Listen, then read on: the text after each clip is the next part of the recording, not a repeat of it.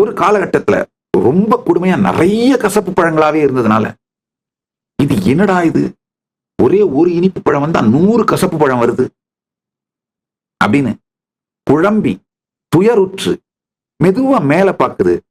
தன்னுடைய நண்பனாகிய அந்த பறவை எந்த சலனமும் இல்லாம அமைதியா இந்த எண்ட்லெஸ் டிஸ்ட்ராக்ஷனை பிளஷர்னு நினைக்காம, பயத்தையே பாதுகாப்புன்னு நினைக்காம அமைதியா உட்கார்ந்து இருக்கிற அந்த பறவையை பார்த்து இந்த சின்ன பறவைக்கு ஏதோ ஒரு ஈர்ப்பு. ஆஹா,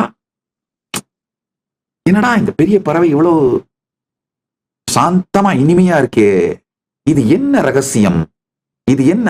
இந்த சின்ன பறவைக்கு பெரிய பறவையை நோக்கி தன்னை அறியாத ஒரு ஈர்ப்பு.